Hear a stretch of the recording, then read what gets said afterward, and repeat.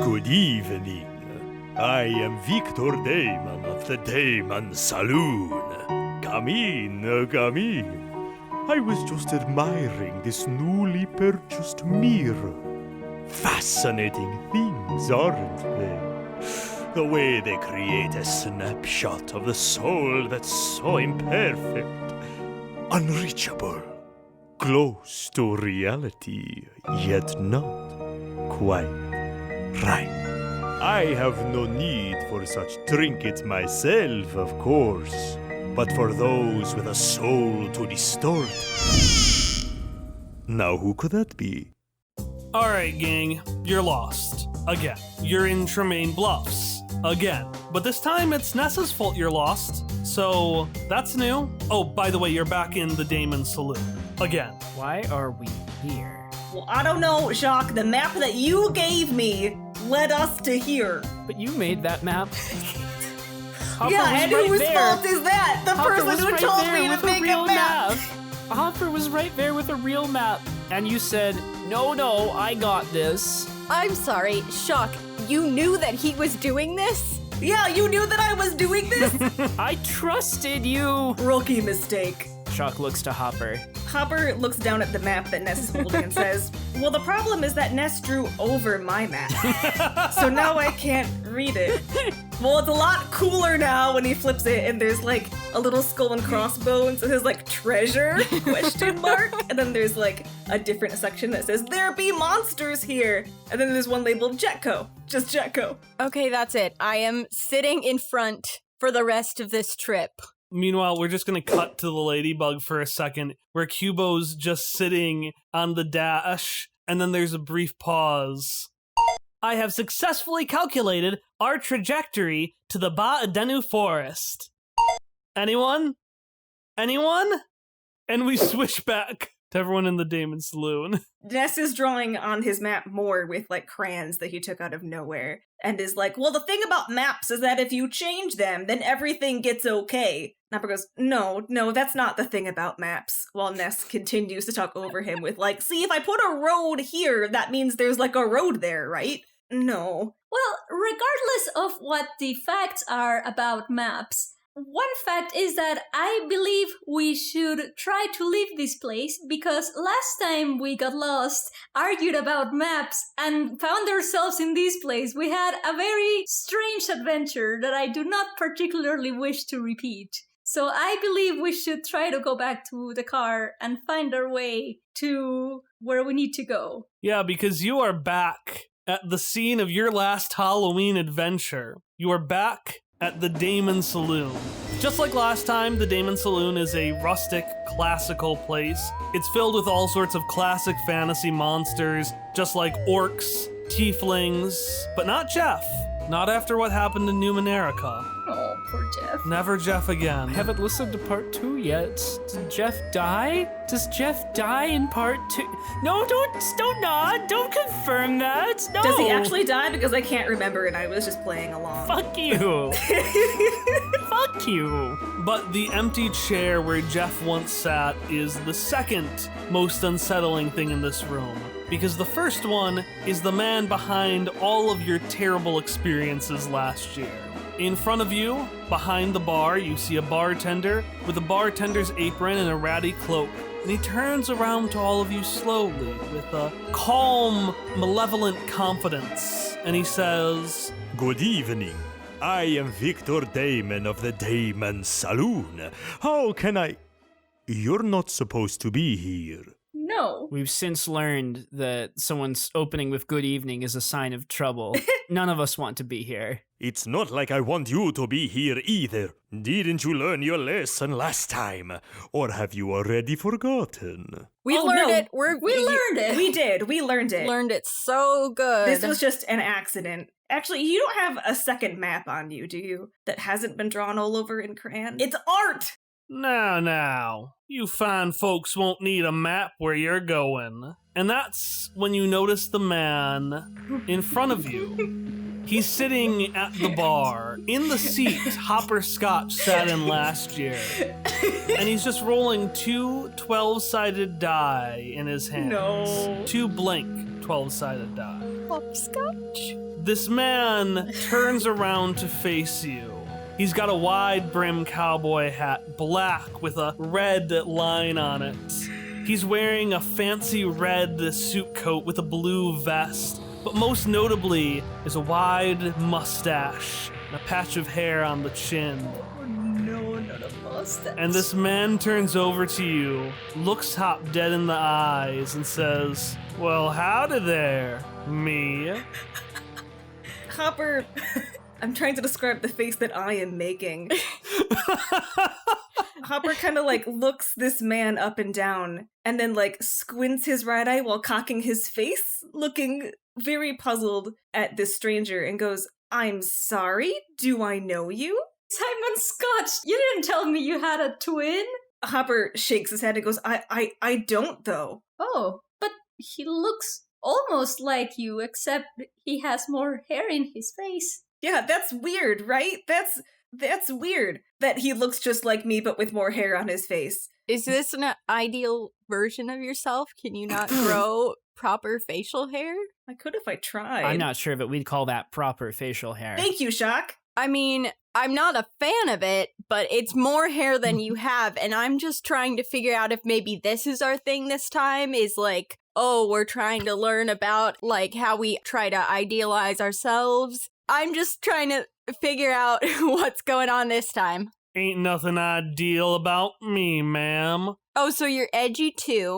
No, that's not. I'm more of a reflection in the rusted mirror. A copy with a bit more scratches and dust. And I'm from what folks tend to call an evil alternate universe. Are you also an accountant? Because you look like maybe you're also an accountant. Ma'am, I'm a gambler. Oh my god. The only numbers I care about are those that let me win and miss fate's lovely game.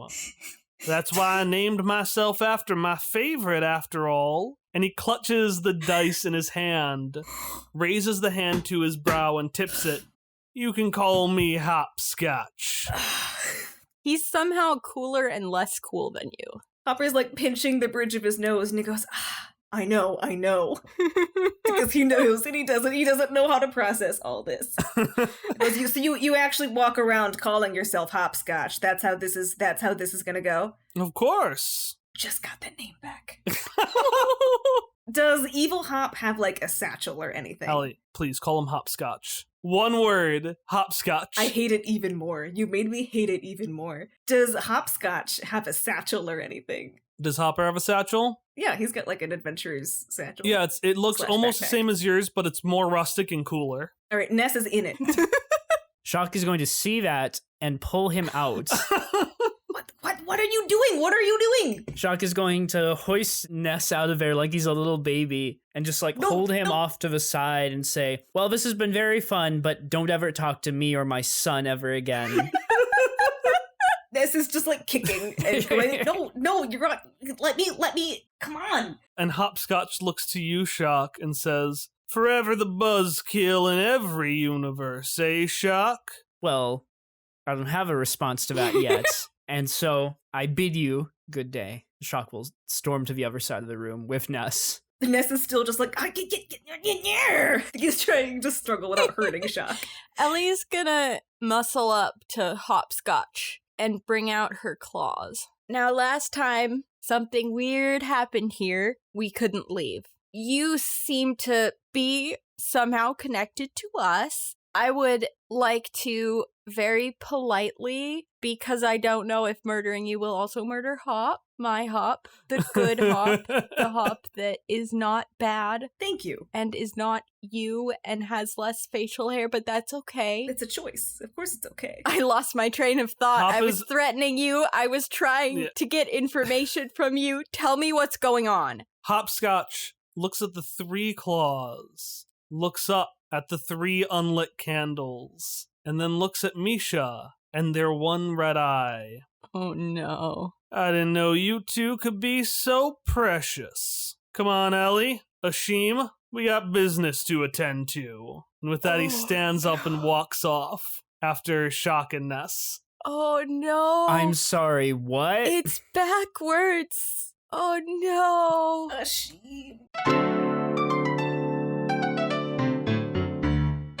Alright, so Shock, Hop, and Ness, you have all made your way to kind of that dining area you sat at last time when you did planning, and you sat at the first available seats. Right now it's just you three, as well as you can see there's a hooded figure who's just kind of slumped over, also at the table. Their head is kind of in their hands, and you can't make anything out except for their black hoods, and then these full black gloves that they're wearing. And after a few moments there, the figure next to you jolts up with a bang. The bang coming from Hopscotch as he sits down on the table and makes a big slam on the desk. Come on now, Shock, wake up and say hi to everyone else. And the robe figure just turns his head to the side before turning his head back down into the table. And he just goes, "But I'm tired." Pout, pout, pout. Was this your plan all along? This is your dunks? If Shock is idealized, Tom, what does that make evil Shock, Tom? Oh no, is this just me? Is this just me? Look, I sometimes take care of myself.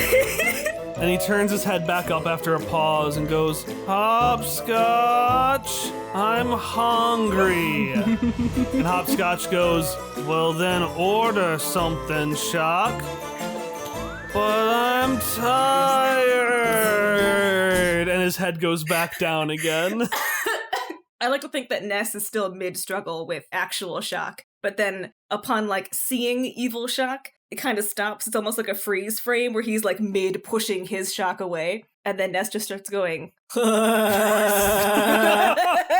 No. Yeah, how's it feeling, Shock? I haven't processed how Shock feels yet because Tom is just relieved. When you first approached me and was like, "Are you okay with being roasted? If it comes from a place of love," that last part made me feel like it was going to be so much more serious. What the fuck is he planning to say if he had to put that addendum on it? I should note, I do have a list of 13 tenets of evil Shock. No. He has 4 times more notes than any other character. No. This episode is a vehicle for evil Shock. No.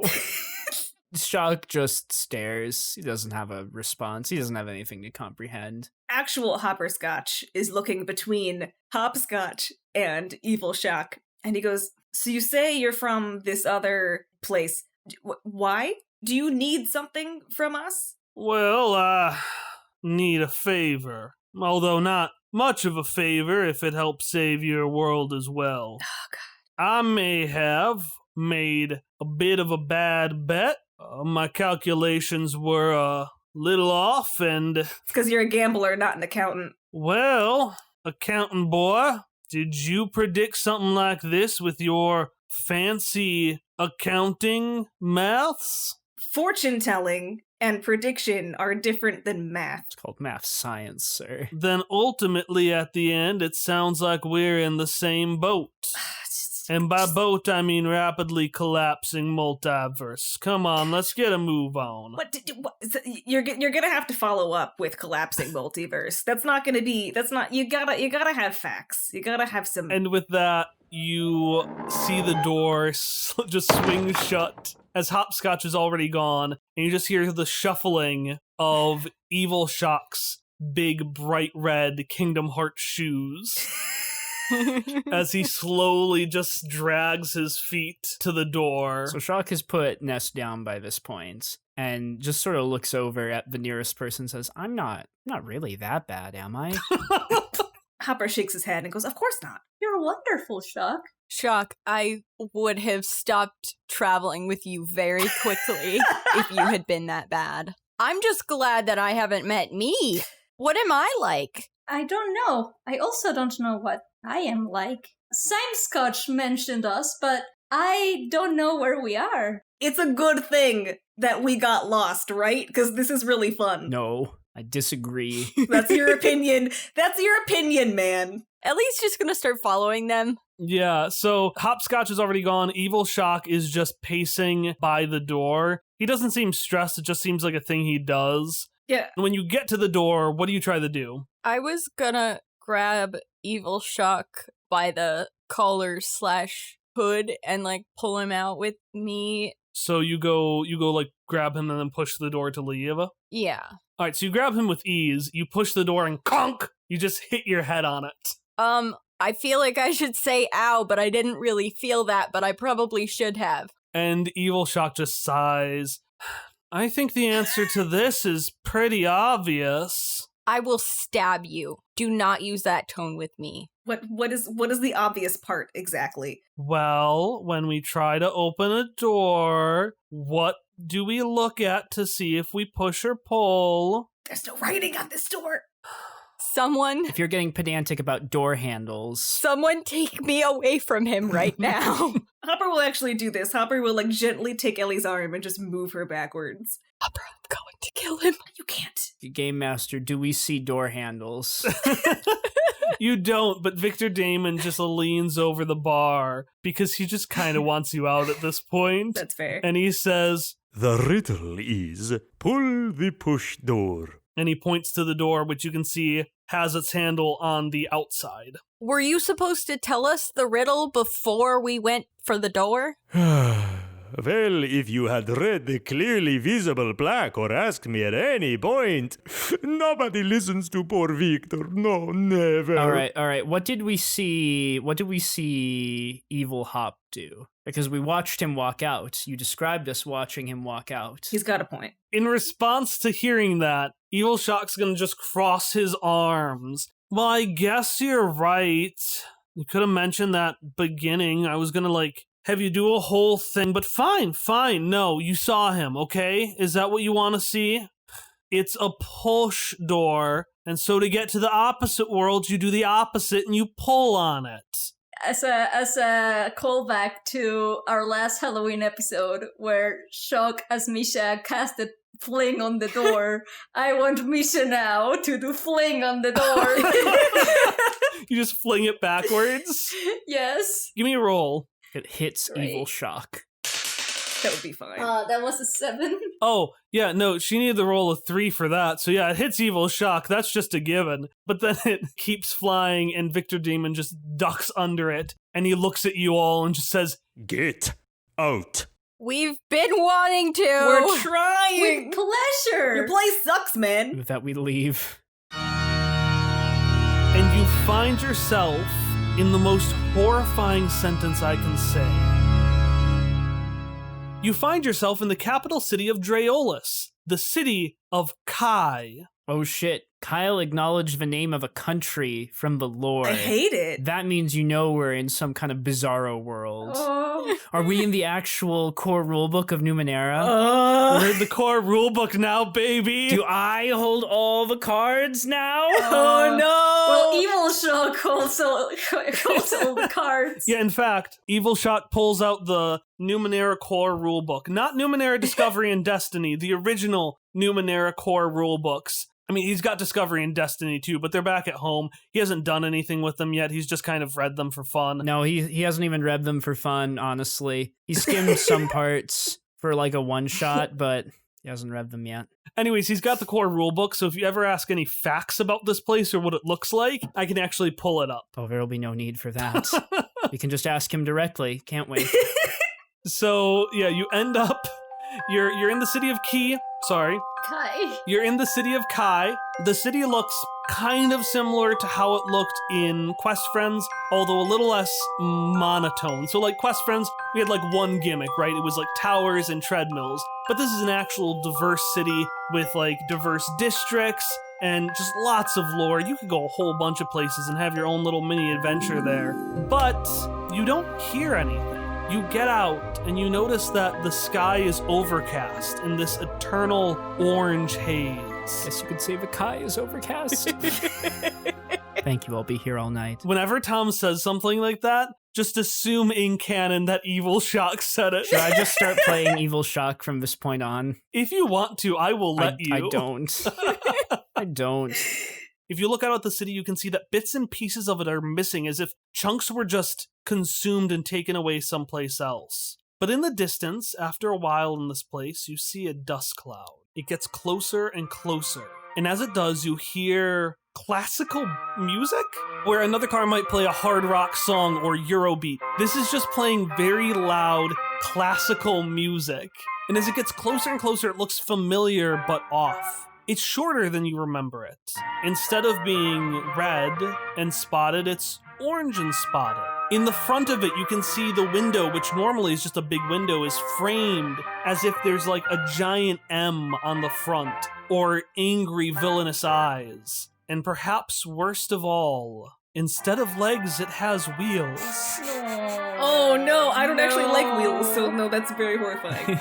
And after a few seconds, the Lady Beetle drives up to you, slowly and gently and carefully crawls to a halt, and the side doors open up to allow you inside. Was it driving on its own? Was anybody driving it? Huh, funny you should ask, because the driver actually steps out of the driver's seat. Hallie, how about you describe the driver? The driver is a small robot, approximately Ness's height and also exact visage, but he is wearing a sweater vest, a bow tie, and very shiny shoes. And yes, I realize that I am describing Hopperscotch's prime outfit, but on small Ness, it looks a lot worse and a lot more dweebish. He also, even though he doesn't have hair, has like bangs that have been just like horribly, horribly slicked down and like combed to the side. We've drawn him with like a little antenna, like a sprig of hair. So imagine if he had that antenna but slicked down and combed over, like somebody took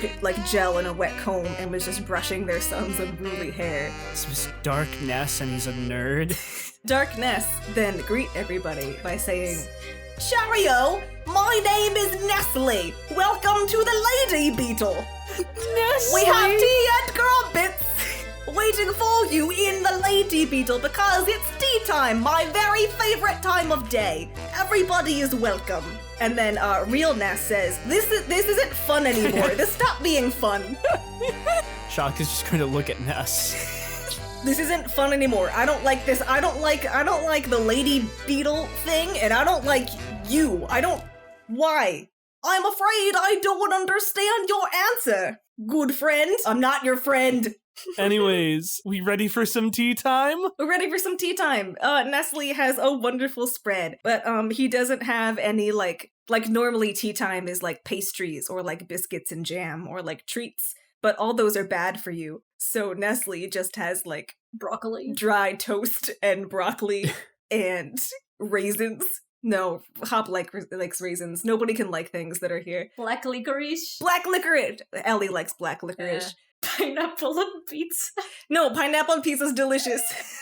Fuck you. No, he's got to have like celery sticks, but there's no dip. Oh no! I like them without dip, though. Oh, well, fuck. God damn it. So you're all looking at these terrible teas, but all of it is overwhelmed by this fragrance of the dark coffee that Hopscotch is just kind of waving in front of his face. And he takes a big sip of it, sets the glass down, and says... Glass? Does he have a glass of coffee? It's burning his hand, but he's still holding on to it because he's a man. The pain makes me feel alive. Now I'd wager that you all have a fair few questions. Yeah, we've been asking them to you and you don't answer them. What is this? Why do you need our help? What do you mean the multiverse is crashing? And he picks up his hands and he has 3 fingers up. He says 3. You get 3 questions. Why? What else are you gonna do today? No, don't! Hover! Oh my god, I didn't realize you said 2 questions. So- of them. I'm so sorry. Oh. We just had an episode released where... But I didn't make that mistake that time, so I didn't learn anything.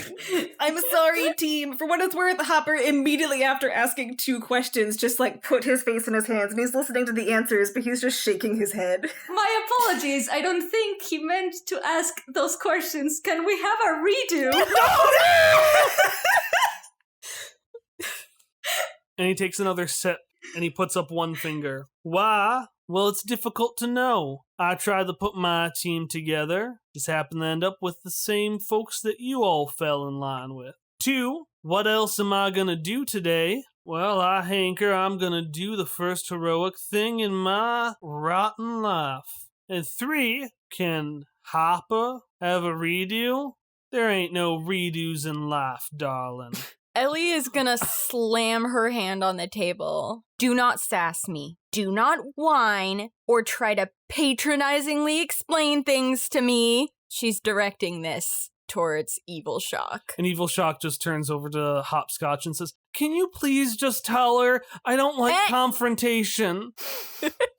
Explain what you want, why you want it, now. Another sip. And his eyes narrow, and Hopscotch is a bit perplexed. "You genuinely think I'm supposed to be intimidated by you?" Ellie looks offended. I mean, a little bit, yeah. "Your world certainly is soft. Well, I'm a man of my word, I suppose. And my word was that I was gonna tell you nothing else. Nestle and Shock, tell them what's going on." Ellie will just roll her eyes and throw herself to either a chair or the floor, wherever she is going to sit. Nestle gets up to the center of the room. "As my associate, Mr. Scotch over here, allayed earlier," Ness begins to groan in the background at words like allayed and associate. "He recruited a whole team. Himself, my colleague Shock." Evil Shock just hides his friendship bracelet. "Ellie and Ashim collected them all together in one team. However, you will notice Ellie and Ashim are not currently on the premises. That is because they are currently planning to destroy the multiverse." Well, actually, they don't intend to destroy the multiverse as much as they intend to collect it. Thank you, colleague Shock. That is an important distinction to what I was saying. And what I was saying changes immensely because of your participation. This episode sucks. I feel a little bit better about Hopscotch not being intimidated by me if my alternate universe self is trying to collect a multiverse. Regardless, is there really a difference as to whether Ellie and Misha want to destroy or collect the multiverse if it's going to fail to exist anymore afterwards? That is a very good point, not Ashim. I am Misha. I believe the distinction was important to colleague Jacques because the collection is the overarching goal of our former friend, Ellie. You see, she wants to collect everything related to someone she knew once, named Carl. Ellie goes white. It would appear that, how do I put this politely? Well, she wants to collect everything related to Carl. And just like your happiness spreads to friends of friends of friends, when Carl was connected to one thing, that thing was connected to another thing, which was connected to another thing, and then obviously that connects to the entire multiverse as a whole. Very well said, colleague Jacques, and definitely what I was going to say, but better. Now, there are tests that are going to be handed out, so I hope everybody was listening, because they're really, really hard. And then actual Ness from the back goes, "Ah!" He just makes this feral noise. Does anyone take the test? No. No, No. No. I think not. Okay, perfect. Hopscotch doesn't either. And as soon as Nestle is gone, he takes a cigar out of his mouth and with experience sets the tip on the paper he was given, which just quickly flies alight and then disappears. It just burns up. Now, I suppose the next question is why I brought you four here. Well, I didn't manage to talk much to Ellie and Ashim before they ran off to make their own little party, so I'm not quite sure where they went. Now, Nestle has put together a little map for us, and he points down at the table, which has an intricately laid out map. It's completely perfect. It is immaculate. There is a key. It is very geometrical. This is a better map than Hopscotch would make. Now, I don't know how they think, but if we really are mirrored reflections of each other, well, I thought you two, and he points to you, Ellie, and points to you, Misha, may be able to, put your noggins together and figure out a place of mutual importance for these two. And no worries if you gotta do that mind meld thing to figure it out. I've seen it before. That The what? He leans back in his chair. I don't know, it has something to do with that data fear, Tom. Why not? Why not just give in to the confusion? Call him Tom, you coward. I don't know, it has something to do with that data fear Shock keeps going on about. that is confusing. Do you mean I can use it to communicate with Shock? Well, my Shock, but I haven't done it with Ellie before. So what is that about? Perhaps in this universe, there's a Shock that has the ability to mentally link with organics as well. Misha will look at Evil Shock and be like, "Can you communicate with Ellie and Misha?" What? No. Well, it was possible. So this Ellie... It's not in the core rule book. It's not an ability. So this Ellie can access the data sphere? Is she a nano? She's the nano. She's the nano. Would you like to explain that a little bit more for me? Well, go on. I think it's better if you experience it for yourselves. Now, this boy over here says he talks to some data sphere spirits or something like that. Maybe you could reach out into this data sphere and feel it for yourself. Shock will do it. Do you want to also do that, Misha? Be careful. Misha will look a bit maybe uncomfortable at it, but then seeing how determined Shock looks at that, they will help as well. Roll me in defense. Oh my god. It's a good thing I am not trained in that. But I can spend 4 levels of effort. I also got a 10. Oh my god, that was a 1. A 1! Shut up, Pally. I didn't spend anything. Alright, so Shock, you don't take any int damage. And Misha, you don't either, but that's because you rolled a 1. You get worse. Oh fuck. You reach out and a chill goes down your spine as you try to commune with the data fear. Much like the sky itself, something is overcast and grisly about this. Although where the sky is more orange, this feeling, if you can put a feeling into a color, is more of a hint of red. And as you continue to commune more and more, you just hear a word. Repeat it.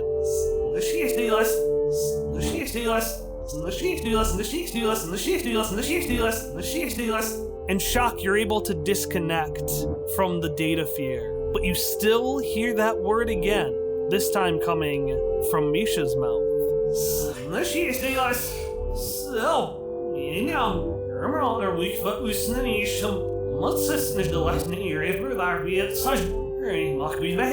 Can Misha reply? Can Misha... Yeah, actually, Misha, your red eye stays there, but your gray eye turns a different shade of red. It turns crimson instead of the cinnabar color. Oh my god. And so, Misha, you'll be able to respond, but you are also still, this entity is still speaking through you. Misha, to others also, I would like to rule that like when Ashim is talking, they will look like calm and composed and whatever, and then when Misha responds, they're just going to like look super freaked out about it and just like do not want this. And then they are going to say, "Why have we come here? I don't know why are you? What do you mean you used to be machine in suit of human armor? What are you? Why are you doing this?"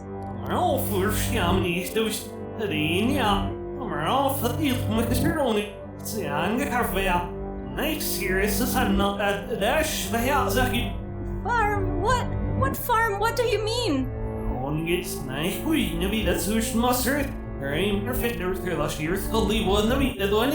I hear what you're saying and I don't like any of it. Please just whatever you're trying to do, feel free to do it. Just leave me and my friends be and go back. Please, I don't want anything with you.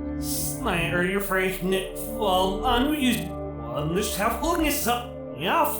aunts? I do. I love them very much. Why are you asking me this?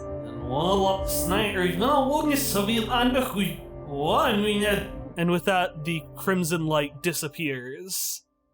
Misha Jarvis, are you okay? No, I'm not. I did not like doing this. Why did you tell us to do this? What did you think that would accomplish? And that's to Hopscotch. Well, if I know, but a gambler knows you don't put your own life in the pot. Ellie's gonna sock Hopscotch. Hopscotch is hurting. He's hurting real bad. Yeah. Hopperscotch was about to, like, Yeah, he gets punched, but you see him set his hands back on the dice, and you see an Easy Life brand on the back of his hand light up, and he rejuvenates with life. Because while Hopperscotch lost life points in Hopscotch, no. Hopscotch has enough that he has some to spare. No. And then someone, please pick on the map where you think Evil Ellie and Evil Misha would be. Well, Shock doesn't know about Legrash. Yeah. Yeah, that's what I was thinking, honestly. And Misha will look at the map, and when they see Legrash, or I always forget how to pronounce it. We do Legrash. That's how, I think that's the intent. Well, canonically, there are many different pronunciations in Universe 2. Well, canonically, there are many different pronunciations Fuck for this you. place. Fuck you. Okay, so yeah, they will look at it, and then they will stop and say, well, I don't remember many other than the ones that I have gone with you, but other than that, there's Legrash and Legrash. And they will just point to that one, because that's really the only one. Ellie is going to look deeply upset. Oh, great. Yep, that's the one. Found it. You know it too? Sure do. You know, some good things, some bad things, some medium things. It's the same for me too. Mostly good things. Just one bad thing. That's good. You know how I said we were only going to play things from the core rulebook? Fuck it. I'm breaking that rule because I put a creepy castle above Legrash, and damned if I'm not going to use Henry Hyde Castle, the creepy, like, science lab castle. Oh no! Not that castle, Kyle! So it's storming and it's raining. It was always dusty in your Legrash, but it's raining here because it's an alternate universe and I can do what I want. And the rain is pouring down as the wheels of the Lady Beetle make their way up towards Henry Hyde Castle. Although in this world, it's more like a fortress. And as you make your way up, Hopscotch just looks to the rest of you and says, now these two in our world are hell in a handbasket. Going straight up to them with your 3 claws is not necessarily the smartest idea. So Why do you keep saying 3 claws? Are there more than 3? Does she have more than 3 claws? Don't laugh at me. Y'all best come up with a plan. Ellie's feeling really jealous and inadequate right now. In response to y'all best come up with a plan, Hop will say, oh, because your gambles failed? Oh! Shots fired! Oh! Hopscotch looks unfazed, but little Simon hurts inside. Wow, it's just the same name.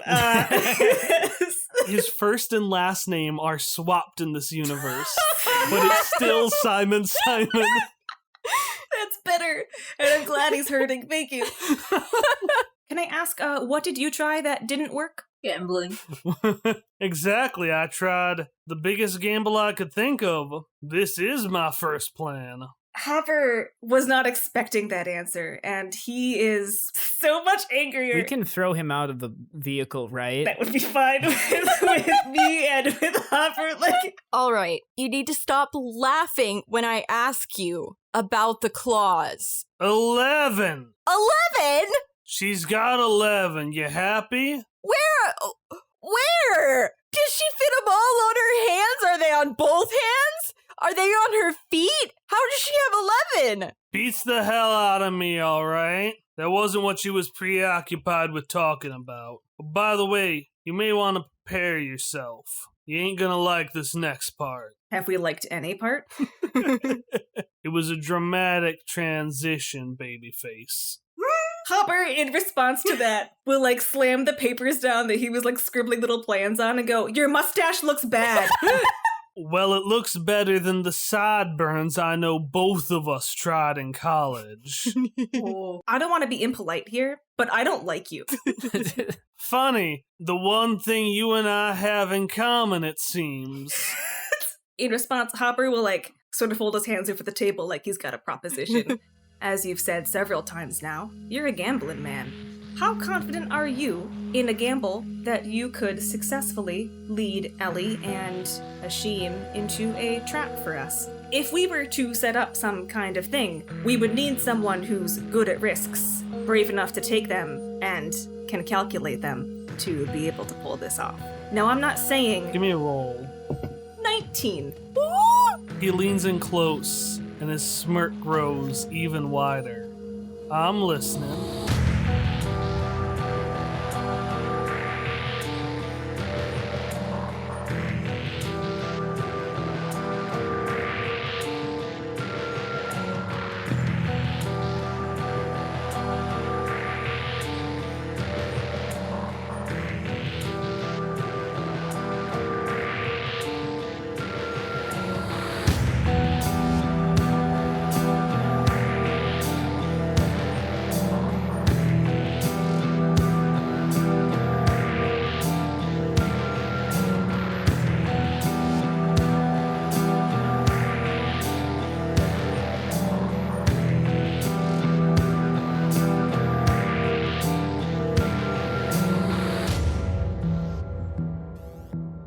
Hello and welcome to the announcement break for Quest Friends, the Daemon AU. I'm Kyle, your GM, and today's episode is a bit of a unique one, and not just because it's a bonus episode. Today's episode is also unique because I used a new editing format for it. Going into this episode, we had 3 hours of content, which is about 1.5 to 2 times more than a regular episode. And I realized pretty quickly on that either I would have to do something different, or this episode was going to be the entirety of November. So I ended up adopting a looser editing format for this, where I used software that helped me figure out some of the breaks, and used a little bit less music than I normally would. This isn't a style that I'm planning to use for any of our mainline episodes, but I'd still love if you could tell us what you think about it, because if possible, I might start using this for more bonus episodes or for things during our mid-season break, just to make sure that those don't dominate the schedule like they usually do,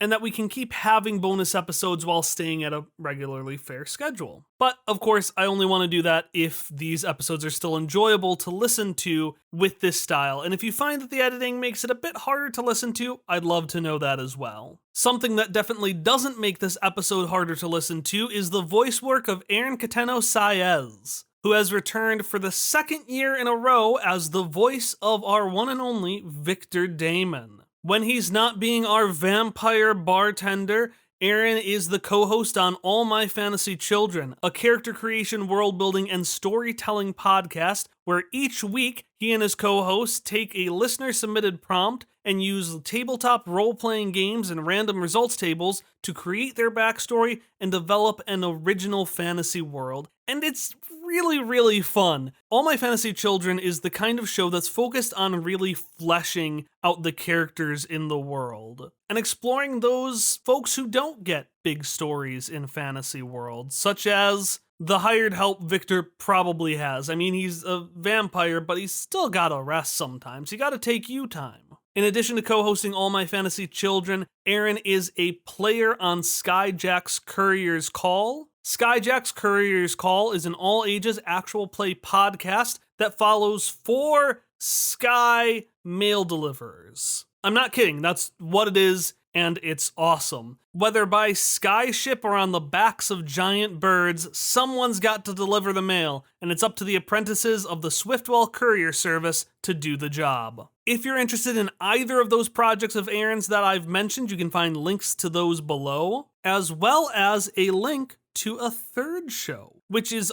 unrelated to Aaron, but I thought fit the Halloween spirit. And I've actually got a trailer for this one, so I am going to not give any more preamble and just let you have a listen. Hi there, my name is Remy Stanford. I'm the creator of this podcast, and I'll be your host in the upcoming weeks.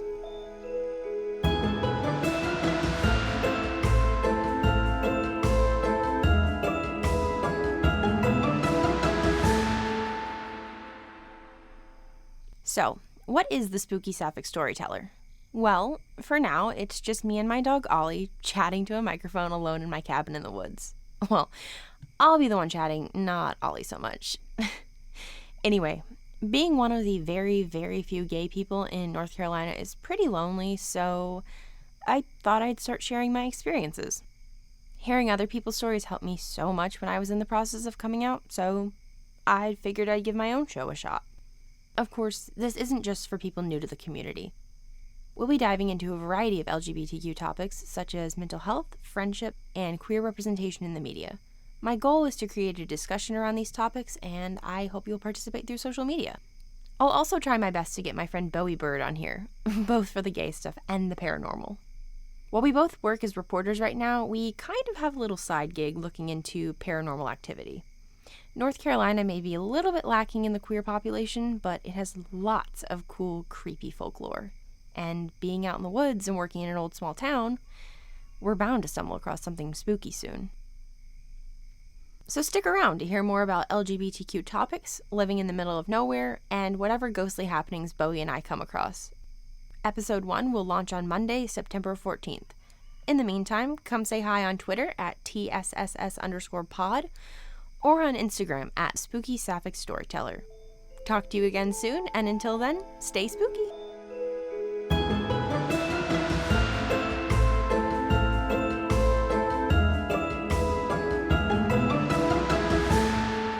All right, that's all I've got for you today. Our next episode will be releasing in a week and a half on Monday, November 9th. But if you'd like additional content before then, you can find stories, artwork, and behind-the-scenes insights at patreon.com/questfriends. I'll see you there.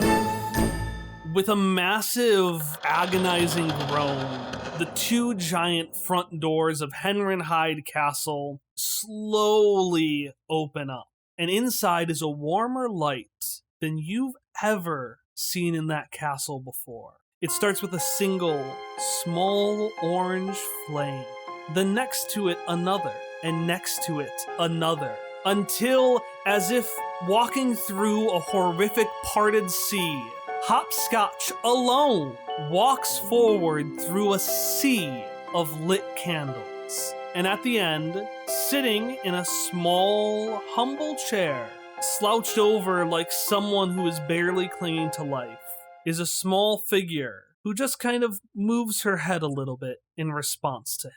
And Hopscotch makes his way to the throne and says, "Well, howdy there, pretty lady. What the? I've brought something to you. Something I think you'll like a fair bit." And he grabs a small book of ants that I'm going to say Hop got out of library access for Misha to read on the road trip. And he just kind of throws it to evil Ellie's feet. "Well, I thought you would like it. It really brightens the place up, don't you think?" And he just kind of looks back at the door and his eyes bug out a little bit. And then he just takes a moment to breathe, slicks back his hair. "Speaking of, might I say that this new light really illuminates your radiance, ma'am, if I can say so myself." "Well, okay, I'm just saying that a woman of your beauty just languishing here by herself, I'd wager that isn't what you really want." And as he says this last line, because I can't continue doing this. Are you giving up so soon, Kyle? Please give up. We fly back to the door where we just see Nestle taking this giant cloth and daintily draping it right in front of the doorway on the ground. You see, when you have a cheesecloth, what you are actually making is cottage cheese. And then Ness will take him by the scruff of his little sweater vest and bow tie and go, "Nobody cares about cheese making!"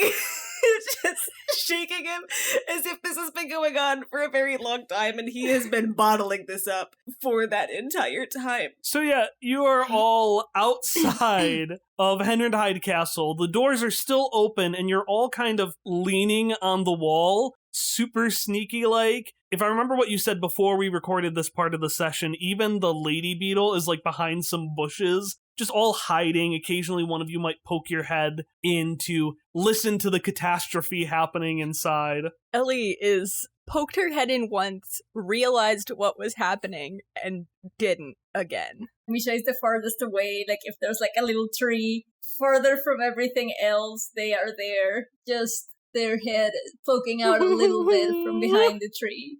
Oh. Hopper probably wanted to keep tabs on Hopscotch just to see how the beginning of his plan went. And then Hop started saying the words that he was saying. And so Hop just stopped and just his hands over his eyes and he's looking down. I don't know why he chose this approach, but as long as it works, it's fine. It's fine. It's fine. It's fine. Long as it works. Great. And then looking down at the cheesecloth, Hop will turn to Nestle and be like, "So this will do what we want it to do, right? Unlike your friend there?" And Nestle will be like, "Oh, he's not my friend."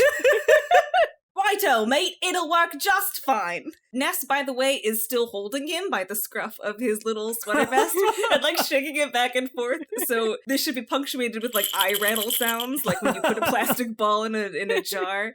"This cheesecloth, because it excels at separating things from other things when you are making artisanal crafts, should work really well on the application you would like to use it for, although it is not artisanal crafts." Artisanal Stratic life. So to make sure I understand this correctly, you have a cheesecloth. Yeah. Which, as we've mentioned before, this is over a hole. Mm-hmm. And you want to use it to separate yes, but things. You're missing a key part of it. A key part is that there's a rug. Yes. As well as the cheesecloth. Between the cheesecloth and the hole. So if we get Ellie to chase Hopscotch over here. Okay, so that's your part of the plan, and his plan is to lure, right? His plan is to lure. You explicitly wanted him as bait. Yeah, so his plan is to lure, which he took as to allure. Yeah. Oh my god, yes. And we're gonna transfer back to him as he's just reposing himself into a sexy fashion. I don't know. He's draped himself on a very particularly large candle, burned himself a little bit and then just put his hand back. Now, as a kind of Lone Ranger myself, I understand the appeal, but again, it's gotta be awful lonely in here. You don't go seeking out multiple dimensions unless you're, and he points to his chest, missing a little bit of a universe in here as well. Speaking of, that book right there actually came from another universe. If you'd like, we can maybe talk a little bit more and I could get some more comfortable gifts for you. Oh, excuse me, what was that? Zoe, what's one of those? You want one of those things? And it's at that moment you just hear a flap, and from outside you hear a cartoon, whoa, as Hopscotch just flies out of the building. He skids right in front of the carpet, then pops over it, and just kind of skids down the road like an aggressively thrown skipping stone. I thought he was just gonna get fucking stabbed. And you hear a massive boom from inside the building, as if a ton of metal had just risen and slammed on the ground. And you keep hearing that drag across the floor, as from the inside we can see evil Ellie slowly rising up and her head still down, stepping forward and forward. And her voice changes from a whisper to something much more aggressive.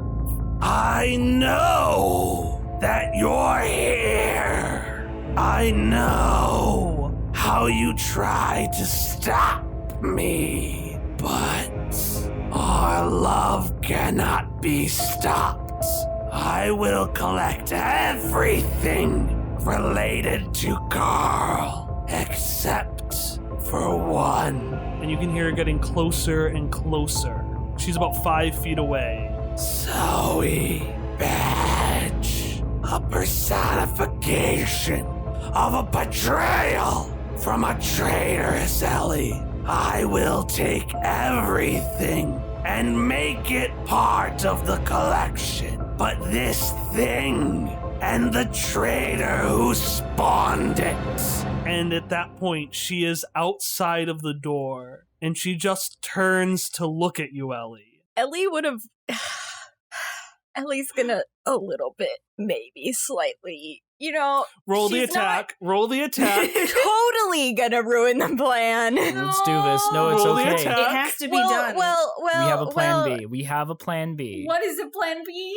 We don't have a plan B. Roll the attack, Emily. No. Okay, great. Are you putting any effort into it? I'm gonna put in 2 levels of effort, and I'm going to use thrust, which is 1 point of extra damage with a sharp weapon. A 7. She threatened Zoe, and she said that she was an abomination, and It's deserved. It's warranted. Give her the chair. She walks closer and closer, and she's about to step onto the rug, but Ellie cannot take it any longer. don't you dare say her name. And Ellie jumps out, hitting evil Ellie, but where normally you would see flesh, it just kind of scrapes against metal, and both of you are pushed back a few feet away from the cloth. And you look up at her, and you can see underneath her hat 2 brightly glowing red eyes. Now let's talk about names for a second.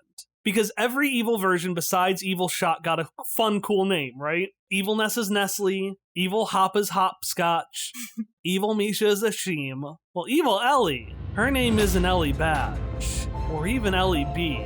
It's Ellie Bees.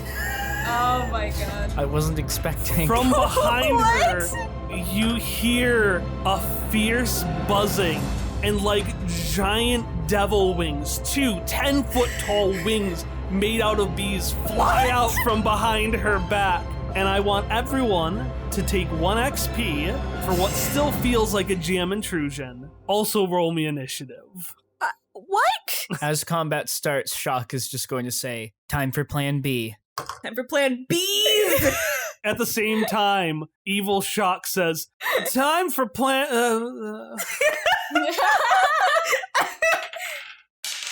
All right, what did everyone roll? I rolled an 18. You have to roll first to know what you rolled. I rolled an 11. He rolled a 12. I rolled a 1. But it's just initiative, so it's fine. Yes, So yeah. it's fine. I realized I made a mistake here because it's in the order. It's 18 Ellie, 12 Misha, 9 also Ellie, but different Ellie, also Misha, but different Misha, and then last is Ellie. Anyways, Ellie, it's your turn. Well, Ellie Bees has threatened my daughter, so I've mapped this out. Let's put in 3 levels of effort. Okay. I have an asset on any attack roll on a previously attacked enemy, Okay, so that's another one. That's 4 levels. That's 4. And then I want to spend my XP as another level of effort. Okay. And I rolled 16. Nice. So what did you Thank do? you. Okay, so it succeeded, but what did you do? I feel like I didn't think this part through. I thought through, let's just put a bunch of stuff into it, but I didn't think how I would actually hurt her because, like, she's metal, right? And bees. Yes. The worst combination. Rip and tear. Just knock her on her back. Yeah, can I try to knock her over cannonball style? Sure, it won't do any damage. With But- my claws outstretched. Well, it still won't do damage because you're inducing an effect. Fine. She's made of I'm pure trying metal. to You're be not gonna hurt her. helpful. I'm trying to be helpful, Kyle. Maybe the claws impale her into the ground like Yeah. Lust from Full Metal Alchemist. Yeah. And she's What if pinned I there. impale her onto the ground? Okay. Okay, you jump out, you stab her, Yeah. and you impale her, and she's on the ground. It is now Misha's turn. The thing is that, like, both out of character and in character, I think the emphasis on not fighting it head on means that using countermeasures which requires touching her is the wrong idea. So, like, one of my ideas was literally try to use Fling on Shock so that he got the fuck away when he's like, time for plan B. Because Misha does not want this, and even though Tom out of character has been stubborn, and Shock in character has been stubborn. So, Tom, what was your plan? What was plan B? Well, if I get a turn, I might get a chance to describe it. Are you saying I will definitely not get a turn? Well, use your plan, because now Misha's going to try to stop you, so we need to know what... Well, Shock was going to leap out from the brush, like, behind LEB's, just, like, tap her with his right hand to activate the countermeasures glove, and then thereby, like, shut down Ashim's magical powers at the very least, and ideally just split the two of them apart. Oh, that's a good plan. That's a good plan, and maybe was a good plan. Ari and Tom, I think it's time to do opposed roles. You said one time that part of Ness's mechanics could be used to aid another player in doing something. Yeah. And the thing is that Ness, not a fan of the buzzing when that happened. Oh, he does not like LEBs. This is a turn he was not prepared for. And he is also not prepared for Jacques to leave. So Ness is actually going to aid Misha's role. Oh! I am so sorry, Tom. Ari, give your fling roll. Okay. I'm spending an XP before anything happens. Can I expend an XP and... Is it legal for us to cancel out each other's XP? Isn't that saying no, Kyle? No, because you're just adding each to your own score. I want an XP and 3 levels of effort. I want an XP to do a tactical far step to avoid the fling. Okay, so Tom has his XP, which is one step easier, so Tom gets a 3 added to his roll. Ari has 1 XP, 3 effort, and Ness, which means she adds 5 levels or 15 to her roll. Am I allowed to add effort to a defensive roll? Yeah. Oh, then in that case, let's add 5 levels of efforts. Okay, so Tom has 6 steps, Ari has 5. Shuck, no, it's too dangerous. I have to do this! You don't have to do it. We have another plan. It's the only way! It's not the only way. I rolled a 19. What did you roll? Did you roll a 20? I rolled a 2! I have to do this! It's like his Team Rocket's blasting away again. Just, I have to do this! Shock died that night. No, Flung no. off the edge of the cliff down from Hammer and High Castle. Where's Shock been flung? If there's like a patch of like bushes or something that is not very... Like, Misha doesn't want to hurt him. They just don't want him to be in the way of danger. Okay, so Tom, you're like... You're down at the bottom of the mountain in the one bush in Henrenheide Castle. In fact, no, because in Legrash, they don't have any, like, plants and stuff. There's not a whole lot of bushes. So it's just a tumbleweed, which now has Shock tumbling inside of it. And will that happen? Misha will be, I'm sorry, Shock! Yeah, that's what I need an animatic of. Just a gif of Shock in a tumbleweed tumbling around. Hey, by the way, Shock, it's your turn. All right. So I'm gonna ask for something a little wild. Okay. Here's what I'm gonna ask. Okay. Can I take my action as I'm flying through the air, about to fall off the mountain? I'll let it pass. Because it is still after what Misha did. So I'll let it pass. Okay. But it is after the terminal velocity, right before you're going to do that little anime twinkle that Team Rocket does when they're too far There's away. a reason it's called terminal velocity. You're almost at twinkle velocity, so you gotta act fast.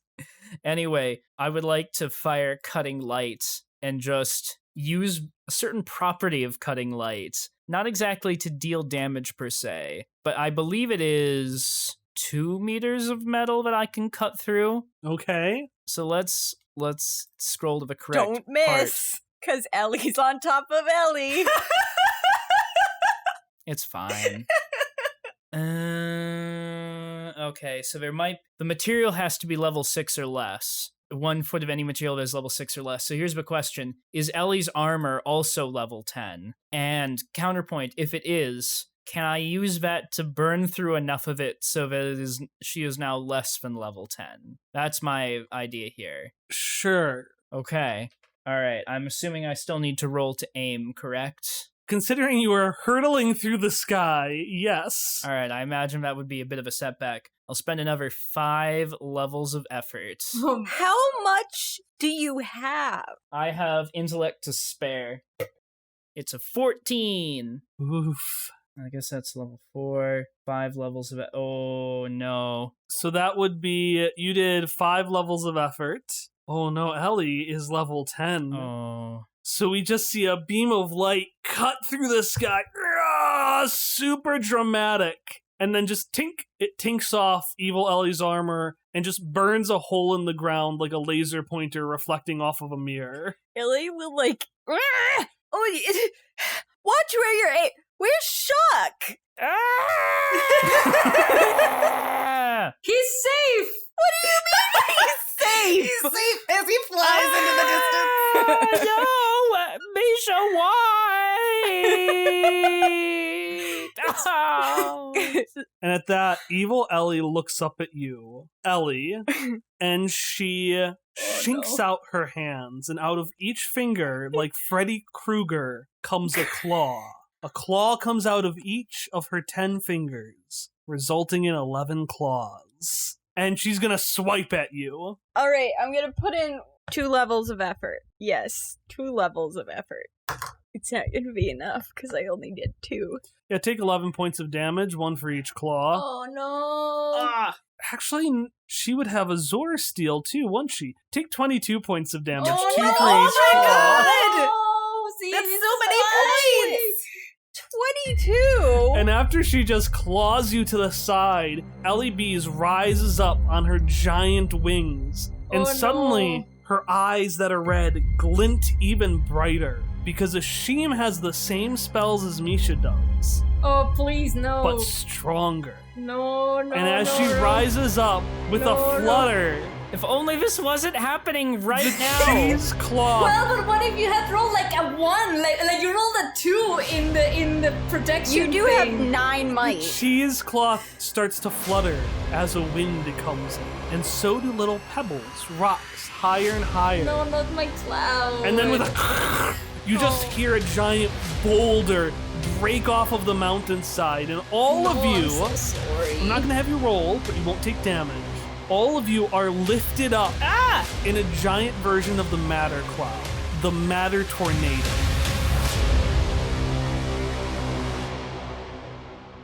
Alright, Hop, you're in a tornado, just floating around. There's a cheesecloth, there's Nessa Nestle. You've watched so many betrayals. People are going rogue left and right. They're not adhering to the plan. I have one plan. I'm gonna be using my XP, and my plan is, it involves a couple steps. So hear me out. I want to take the cheesecloth. I was gonna put it in my defibrilim to make a net gun like they have it, like t-shirt guns, but with the cheesecloth. And I was gonna use my snipe ability to just snipe Evil Ellie with the cheesecloth. And we're gonna flavor it as a lasso snipe. It's gonna be amazing. What does Snipe do? The difficulty of the attack is decreased by 1 step, and if it's successful, it inflicts 4 additional points of damage, but I'm not really trying to damage, I just want the net on LEB, because then it will hopefully... Make it 2 steps less, Kyle. Make that ruling. No, it'll be 1 step less, but how much effort are you using? 5. Alright, so the cloud is rising. Ness is probably like, whoa! As like, Nestle is just sitting there, drinking his tea. Nestle is still spouting out facts about cheesecloth, but I don't know enough facts about cheese making and cheesecloth to continue to spout that, but he is still fucking going. Nestle sees like an agate fly by amidst the matter cloud and is just like, oh, now this beauty. This is quite an exceptional specimen. As you can see, an agate is formed within the spinal column of this fossil. Really hard to do an accent with the Ness voice, isn't it? It's impossible. Fucking impossible. Fucking impossible. possible. So Ness is just throwing rocks, but at Nestle. Not it. Ellie bees. And Hop takes the shot. Ellie, please. Ellie, Please. Go to a 12 or higher to win. Just a 12 or Ellie. higher. Ellie, please. Ellie. Just a 12 or higher. That's my second one in a row. I've only rolled twice. No, one. And I got a second one. Oh, Ellie, no. And I thought to myself, maybe I should switch dice. But really, maybe I've just gotten the bad one out of this one, and I should just try a new tack, which is using the same die for the whole session, and it's my second one. Does the cheesecloth just Ellie, fire backwards and Hop joins Shock at the bottom of the mountain? We flash back to the Daemon Saloon. There's a disturbance. Reality itself inside the bar seems to flutter a little bit, and like things start to float, and Victor Daemon just looks around. Goes back to cleaning the bar. Is this going to be one of those specials that are not canon because everybody dies? Hop, roll me a flat d20. 8. So there was a condition. It was a 50-50% odds. Great. Top half, No. there's a round 2. Bottom half, there isn't. Oh no, I'm sorry. Why'd you make me roll? Misha and Ellie, you watch as the tornado picks up more and more. The candles on the ground start to fly around the space. They remain their brightness despite the winds trying to extinguish them. But surely enough, one by one, they all extinguish until there are 8 candles left, facing each other, opposites. 2 of the candles go out, then 2 more, then 2 more. And then finally... Wait. What exactly do you think you're doing? Well, I'm finishing the story. Hallie rolled really badly. Like, she rolled poorly. I made my rules clear. But that's so dark. Well, it's Halloween, Victor. It's Halloween. What do you want me to do? I don't know. Why don't you give the players one of those critical dice rolls they like so much? I'm not just giving Hallie a free 20. Oh, I think you are. No, I'm not just giving Hallie a free 20. Fine. I guess I'll just have to let everyone know of your ill-advised YouTube career. Hallie, you rolled a 20. I love Halloween! That's why I call it Halloween. So Ellie Bees continues her speech, getting louder and louder, and then suddenly, I will destroy every... Her mouth is covered and tastes vaguely of curds and whey, as just with a bloop, bloop, bloop, but much deeper, she falls onto the ground as the rest of you gently float down from the tornado like fucking Princess Peach at the end of any Mario game. So how do you just wring her out? Do you like take the cheesecloth and just roll it over? Yeah, that was the plan! Now she's like, she's not as mobile as she once was, so we can all just... Someone's gonna have to take over a little bit for Ellie because Ellie's gonna try to punch it out of her. Oh, no, we're gonna stop that. Ellie's like, no, Ellie, productive. Put it all in the ringing action. I'm gonna ring it so hard! While they're ringing her out, Shock, because this was my plan, I was queuing everything up if we went to round 2. I was so excited for Shock's second attempt. Shock is gonna, far step, arcing himself up into the air above where Ellie Bees would have been. I believe from Persona 5 Royal playing in the distance, twirling down like he's Joker to try and do another countermeasures grab, and then he just lands. Oh. Alright then. And Evil Shock just looks at you, gives you a thumbs up. I don't need your approval. As we can see the 2 ferocious lights of Ellie's Bee's eyes fade as she gets disconnected from her patron, Ashim. Evil Shock just gives you a thumbs up and says, I got the Ellie Bees. I got her. Me. From the ground where she's been ringing out Ellie Bees, but is also impaired and stabbed by 11 claws. Oh no. Ellie, no. Did you now?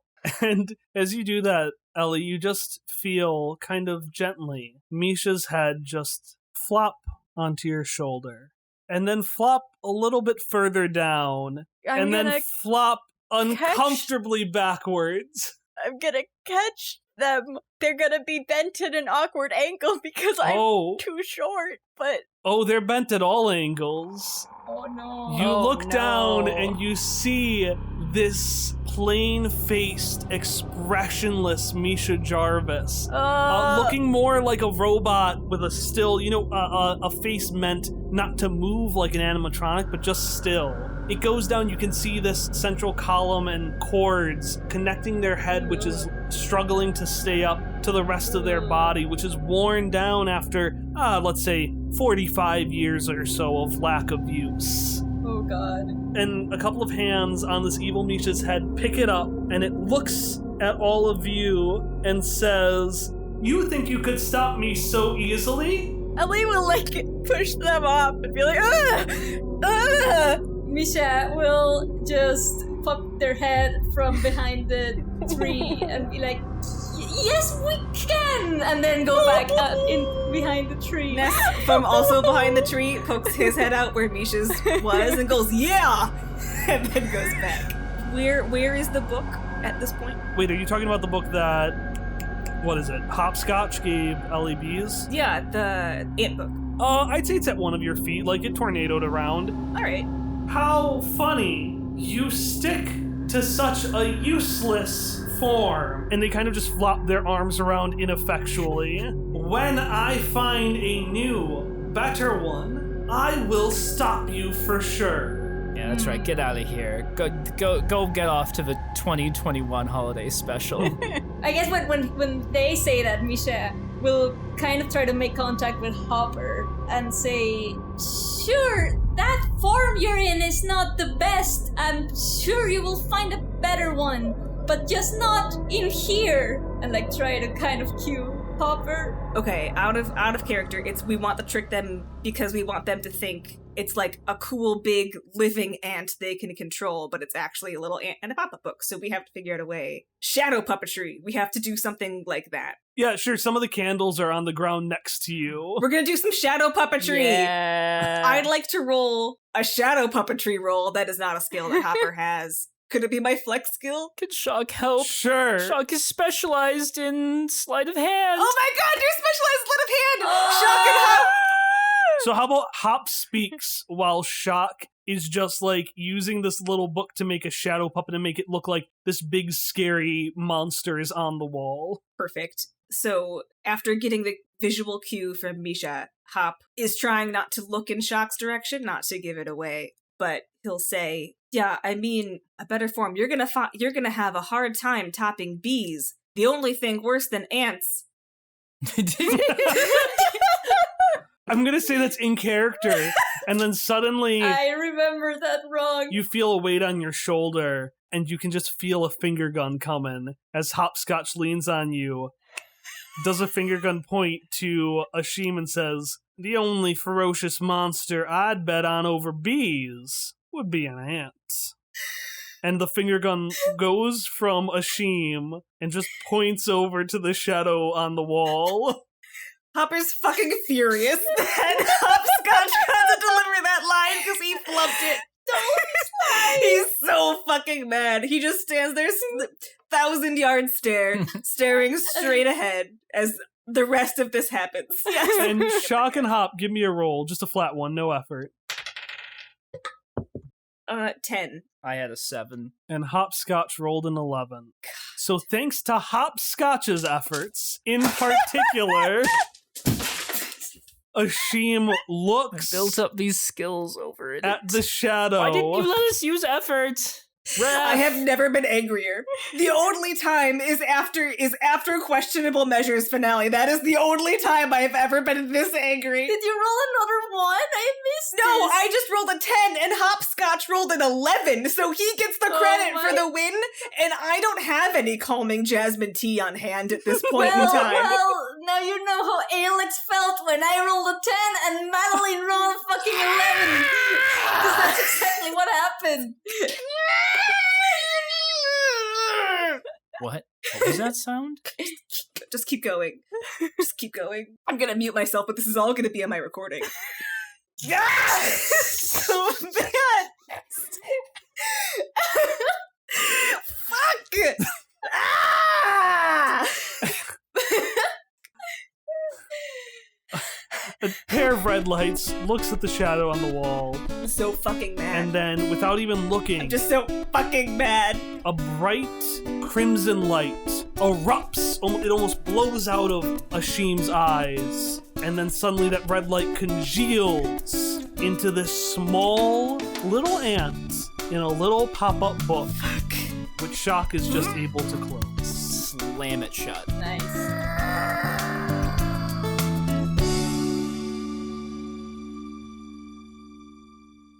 All 5 of you have now left Nestle, Hopscotch, and Evil Shock behind, With pleasure. and have made your way back into the Daemon Saloon, haggard and tired, in both character form and out of character. Oh, had a fun adventure, did you? No. Not even slightly. She had 11 claws. Your concept of fun is very strange, and I do not agree with it. It never happened. We're never gonna talk about it again.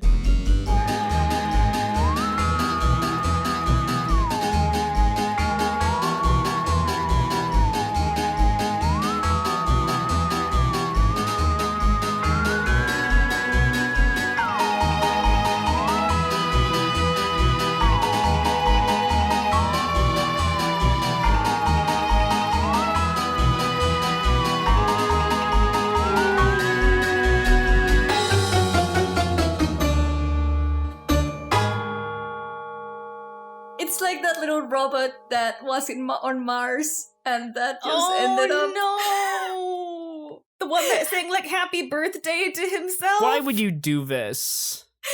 Yes, that one. We're not even 4 minutes into the session and we're all really sad already. Why have you done this? I don't know if my AU is gonna work considering that you're all the monsters. I don't know how to phrase properly a Shin Yap, however we pronounced the last name that Maya said the doppelganger for Nick was. Oh, that's right. That's right, evil Misha is just a mobster. God, that would have been that's so much better than my plan. If evil Misha was a mobster. Hey, it's me, Misha Jarvis. What? No, that just sounds like Virgil. Maybe that is Misha in the alternate universe. It's Virgil, No, but please. Oh my god, I love it so much. Virgil, but with legs and a Please. mobster, and then No. and then the Virgil of the other world is just like Misha, but they're a marionette and hang from the ceiling and go around on rails. Why? What I the love it. fuck? No. Why? It's very scary. no. Simon instead of Simon, because he's Hopper Simon instead Scotch. of Hopper. I love it. God, that's No. amazing. It's Holy because shit. No. It's because to Misha, they always have been saying Hopper Scotch, but it just comes as Simon because it's just messed up. So they just heard Simon Scotch, but then they're saying Hopscotch. Oh no, that's really fucking cute. As the only nano in the world, they have a whole lot of power, so What? they're just kind of using the data fear. Ellie is the only nano in the world? What do you do? Well, I used to hit people with my staff, but then I lost it. And I can't find it again. You set yourself up for that one, Tom. You set yourself up for that one. This is fun.